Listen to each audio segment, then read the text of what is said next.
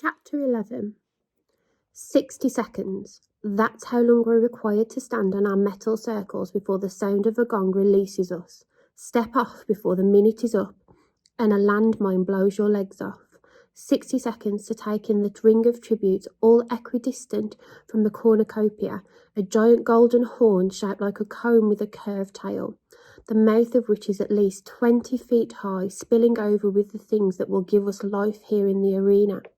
Food, containers of water, weapons, medicine, garments, fire starters. Strewn around the cornucopia are other supplies, their value decreasing the farther away they are from the horn. For instance, only a few steps from my feet lays a 3-foot square of plastic. Certainly it could be of some use in a downpour, but there in the mouth I can see a tent pack that would protect us from almost any sort of weather. If I had the guts to go in and fight for it against the other 23 tributes, which I have been instructed not to do.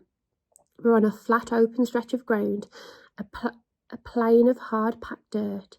Behind the tributes across from me I can see nothing indicating a steep downward slope or even a cliff.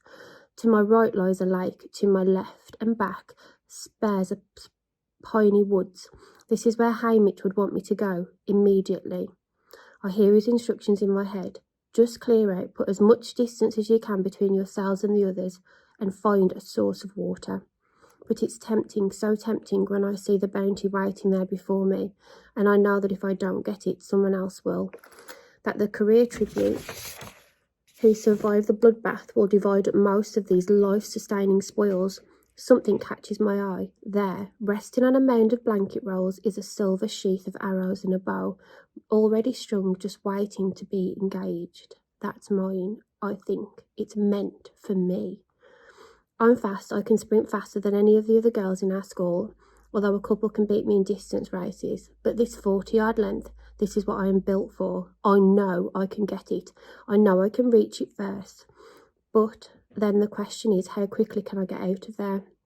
By the time I've scrambled up the packs and grabbed the weapons, others will have reached the horn, and 1 or 2 might be able to pick off.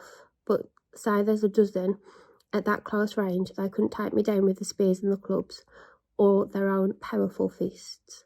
Still, I won't be the only target. I'm betting many of the other tributes would pass up a smaller girl, even one who scored an 11 in training, to take out their more fierce adversaries.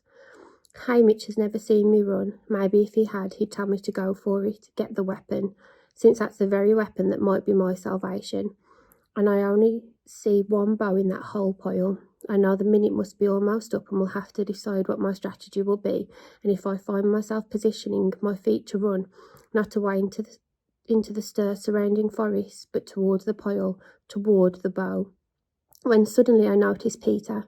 He's about 5 tributes to my right, quite a fair distance, so I can see he's looking at me, and I think he might be shaking his head.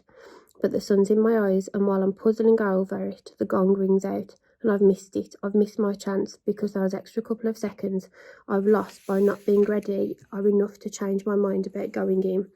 My feet shuffle for a moment, confusing at the direction my brain wants to take in, and I lunge forward, scoop up the sheet of plastic and loaf of bread. The pickings are so small, and I'm angry with Peter for distracting me that I sprint in 20 yards to retrieve a bright orange backpack that could hold anything, because I can't stand leaving with virtually nothing. A boy, I think from District 9, reaches the pack at the same time. I do, and for a brief moment we grapple for it, and then he coughs, splattering my face with blood. I stagger back, repulsed by the warm, sticky spray. Then the boy slips to the ground. That's when I see the knife in his back. Already other tributes have reached the cornucopia and are spreading out to attack. Yes, the girl from District 2, 10 yards away, running towards me, one hand clutching half a dozen knives. I've seen her in throw training. She never misses, and I'm her next target. All the general fear I've been feeling condenses into an immediate fear of this girl, this predator who might kill me in seconds. Adrenaline shoots through me, and I sling the pack over one shoulder and run full speed for the woods. I can hear the blade whistling towards me and reflexively hike the pack up to protect my head. The blade lodges in the pack, both straps on my shoulders now. I make for the trees. Somehow I know the girl will not pursue me, that she'll be drawn back to the cornucopia before all the good stuff is gone. A grin crosses my face. Thanks for the knife, I think.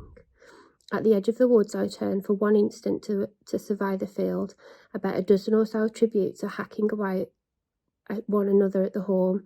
Several lie dead already on the ground. Those who have taken flight are disappearing into the trees or into the void opposite me. I can continue running until the woods have hidden me from other tributes, then slow into a steady jog that I think I can maintain for a while. For the next few hours, I alternate between jogging and walking, putting as much distance as I can between myself and my competitors. I lost my bread during the struggle with the boy from District 9, but managed to stuff my plastic sheet in my sleeve, so as I walk, I fold it neatly and tuck it into a pocket. I also threw the knife. It's a fine one, with a long, sharp blade serrated near the handle, which will make it handy for sawing through things, and slide it into my belt. I don't dare stop to examine the contents of the pack yet. I just keep moving, pausing only to check for my pursuers. I can go a long time. I know that from my days in the woods, but I will need water. That was Hamish's second instruction, and since I sort of botched the first, I keep a sharp eye out for any sign of it. No luck. The woods begin to evolve, and the pines are intermixed with a variety of trees, some I recognise, some completely foreign to me. At one point I hear a noise and pull my knife, thinking that I may have defended myself, but I've only startled a rabbit. Good to see you, I whisper. If there's one rabbit, there could be hundreds just waiting to be snared. The ground slopes down. I don't particularly like this. Valleys make me feel trapped. I want to be high like the hills around District 12, where I can see my enemies approaching, but I have no choice but to keep going. Funny though, I don't feel too bad. The days of gorging myself have paid off. I've got staying power even though I'm short on sleep. Being in the woods is rejuvenating. I'm glad for the solitude, even though it's an illusion because I'm probably on screen right now, not consistently but on and off. There are so many deaths to show the first day that a tribute trekking through the woods isn't much to look at, but they'll show me enough to let people know I'm alive, uninjured and on the move. One of the heaviest days of betting is the opening, when the initial casualties come in, but that can't compare to what happens as the field shrinks to a handful of players.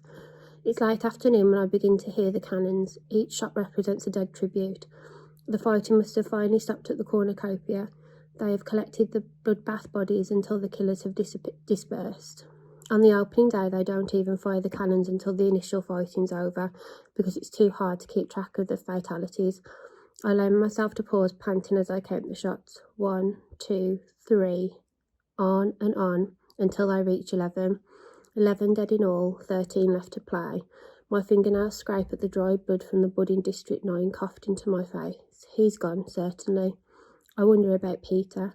Has he lasted through the day? I know in a few hours when they project the dead images to the sky for the rest of us to see. All of a sudden I'm overwhelmed by the thought that Peter may already be lost, bled white, collected and in the process of being transported back to the capital, to be cleaned up, redressed and shipped in a simple wooden box back to District 12. No longer here, heading home. I try hard to remember if I saw him once the action had started, but the last images I can conjure up is Peter shaking his head as the gong rang out. Maybe it's better if he's gone already.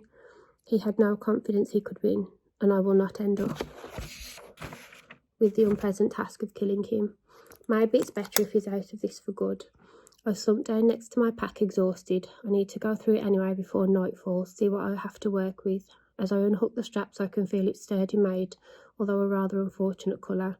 This orange will practically go in the dark. I make a mental note to camouflage it first thing tomorrow. I flip open the flap. What I want most right at this moment is water. Hamish's directive to immediately find water was not arbitrary. I won't last long without it. For a few days I'll be able to function with the unpleasant symptoms of dehydration, but after that I will deteriorate into helplessness and be dead in 1 week tops. I carefully lay out the provisions, one thin black sleeping bag that reflects body heat, a pack of crackers, a pack of dry beef strips, a bottle of iodine, a box of wooden matches, a small coil of wire, a pair of sunglasses, and half-a-gallon plastic bottle with a cap for carrying water in that's bone dry. No water. How hard would it have been for them to fill up the bottle? I become aware of the dryness in my throat and mouth, the cracks in my lips. I've been moving all day long. It's been hot and I sweat a lot.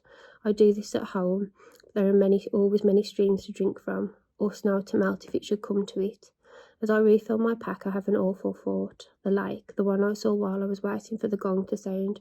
What if that's the only water source in the arena? That way they'll guarantee drawing us into fight. The lake is a full day's journey from where I sit now, a much harder journey with nothing to drink, and then if I reach it, it's sure to be heavily guarded by some of the career tributes. I'm about to panic when I remember the rabbit I startled earlier today. It has to drink too. I just have to find out where. Twilight is closing in, and I'm ill at ease. The trees are too thin to offer much concealment. The layer of pine needles that muffles my footsteps also makes tracking animals harder when I need their trails to find water, and I'm still heading downhill deeper and deeper into a valley that seems endless. I'm hungry too, but I don't dare break into my precious store of crackers and beef yet. Instead, I take my knife and go to work on a pine tree, cutting away the outer bark and scraping off a large handful of the soft inner bark. I slowly chew the stuff as I walk along. After a week of the finest food in the world, it's a little hard to choke down, but I've eaten plenty of pine in my life. I'll adjust quickly. It's another hour, it's clear I've got to find a place to camp. Night creatures are coming out and I can hear the occasional hoot or howl. My first clue is that I'll be competing with natural predators for the rabbits. As to whether I'll be viewed as a source of food is too soon to tell. There could be any number of animals stalking me at this moment, but right now I decide to make my fellow tributes a priority. I'm sure many will continue hunting through the night. Those who fought it out at the cornucopia will have food, an abundance of water from the lake, torches or flashlights and weapons they're itching to use. I can only hope I've travelled far and fast enough to be out of range. Before settling down, I take my wire to set out 2 twitch-up snares in the brush. I know it's risky to be setting traps, but food will go so fast out here, and I can't set snares on the run. Still, I walk another 5 minutes before making camp. I pick my tree carefully, a willow, not terribly tall, but set in a clump of other willows offering concealment in those long flowing trusses. I climb up, sticking to the stronger branches to close the trunk and find a sturdy fork for my bed. It takes some doing, but I arrange my sleeping bag in a relatively comfortable manner.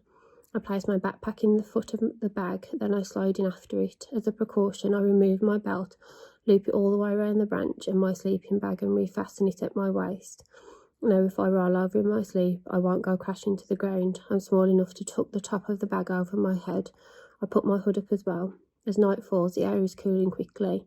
Despite the risk I took getting the backpack, I know it was the right choice. This sleeping bag radiating back and preserving my body heat will be invaluable. I'm sure there are several other tributes whose biggest concern right now is to stay warm, whereas I actually might be able to get a few hours of sleep if only I wasn't so thirsty. Night has just come when I hear the anthem that precedes the death recap. Through the branches I can see the seal of the Capitol, which appears to be floating in the sky. I'm actually viewing another screen, an enormous one that's transported by one of their disappearing hovercrafts. The anthem fades out and the sky goes dark for a moment. At home we would be watching the full coverage of each and every killing, but that's the thought they give to an unfair advantage to the living tributes. For instance, if I got my hand on the bow and shot someone, my secret would be revealed to all. Now, here in the arena, all we see are the photographs they showed up when they televised our training scores. Simple headshots. But now, instead of scores, they post only district numbers. I take a deep breath as the face of the 11 dead tributes begin and tick them off one by one in my fingers. The first to appear is the girl from District 3. That means that the career tributes from 1 and 2 have survived. No surprise there. Then the boy from 4. I didn't expect that one actually. All the careers make it tough through the first day. The boy from District 5. I guess the fox-faced girl made it. Both tributes from 6 and 7. The boy from 8. Both from 9. Yes, there's the boy who I fought for the backpack. I run through my fingers. Only one more dead tribute to go. Is it Peter? Now there's the girl from District 10. That's it. The Capitol seal is back with a final musical flourish. The darkness and the sounds of the forest resume. I'm relieved Peter is alive. I tell myself again that if I get killed, his winning will benefit my mother and Prim the most. That is what I tell myself to explain the conflicting emotions that arise when I think of Peter. The gratitude that he gave me on an edge by professing his love for me in the interview.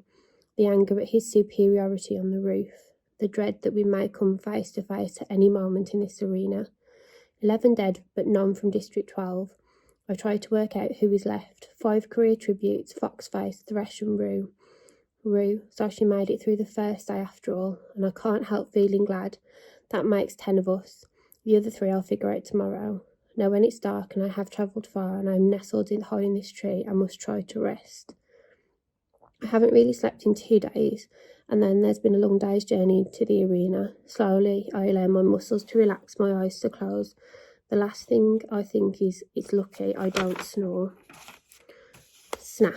The sound of a breaking branch wakes me. How long have I been asleep? 4 hours 5. The tip of my nose is icy cold. Snap, snap. What's going on? This is not the sound of a branch under someone's foot, but the sharp crack of one coming from a tree. Snap, snap. I judge it to be several hundred yards to my right. Slowly, noiselessly, I turn myself in that direction. For a few minutes there's nothing but blackness and some scuffling. Then I see a spark and a small fire begins to bloom. A pair of hands warms over flames, but I can't make out more than that. I have to bite my lip not to scream every foul name I know at the fire starter. What are they thinking? A fire? Oh, just at nightfall would have been one thing. Those who battled in the cornucopia with their superior strengths and surplus of supplies, they couldn't possibly have been near enough to spot the flames then.